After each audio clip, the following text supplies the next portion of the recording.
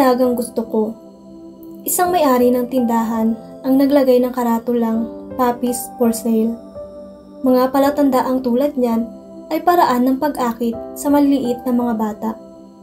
At sigurado, pag nakita ito ng mga bata ay agad silang maaakit.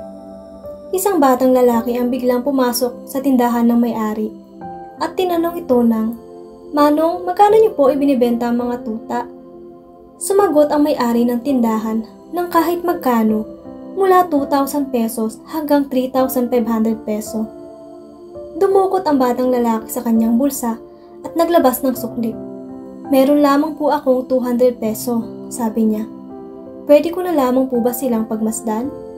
Ngumiti at sumipol ang may-ari ng tindahan at lumabas sa kulungan ang tutang si Lady na tumakbo sa gitna ng kanyang tindahan at sinundan ng 5 pang maliliit at mabalahibong mga tuta. Mapapansin na may isang nahuhuli sa kanila. Agad-agad napansin ng bata ang paika-ikang tuta at tinanong ang may-ari kung ano ang mali sa tutang ito.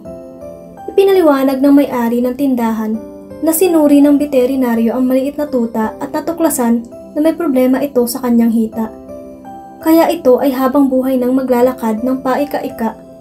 Sa kabila nito, mas nasabik pa ang bata at sinabing, "Yan ang munting tuta na gusto kong bilhin." Sinabi ng may-ari ng tindahan, "Hindi mo kailangan bayaran pa ang tutang iyon. Kung gusto mo siya, ibibigay ko na lang siya sa iyo ng libre." Nag-iba naman ang ekspresyon ng batang lalaki at tila nagalit ito. Tumingin siya ng diretso sa mata ng may-ari ng tindahan at itinuro ng kanyang daliri ang tuta habang sinasabing, "Ayokong ibigay mo siya sa akin ng libre. Ang maliit na tutang iyon ay katumbas ng halaga ng lahat ng iba pang tuta na naririto. Kaya magbabayad ako ng buong presyo. Sa katunayan, bibigyan kita ng 200 pesos ngayon at 50 pesos kada buwan hanggang sa mabayaran ko siya ng buo."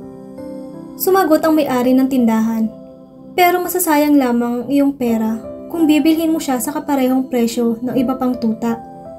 Hindi niya kailanman magagawang tumakbo at tumalon o makipaglaro sa iyo tulad ng ibang mga tuta." Matapos nito, biglang yumuko ang bata para abutin ang kanyang pantalon at itinaas niya ito hanggang sa kanyang tuhod. Pinakita niya ang malubhang nakabaluktot at baldadong kaliwang binti na sinusuportahan na lamang ng isang malaking metal brace. Siya ay tumingala sa may-ari ng tindahan at mahinang sumagot at sinabi niya nito, "Paano po ba yan? Kahit ako naman ay hindi rin kayang tumakbo at tumalon. Katulad ng tutang iyan at ang maliit na tutang iyon ay nangangailangan ng isang taong makakaunawa at magmamahal sa kanya ng tunay at walang panghuhusga katulad ko."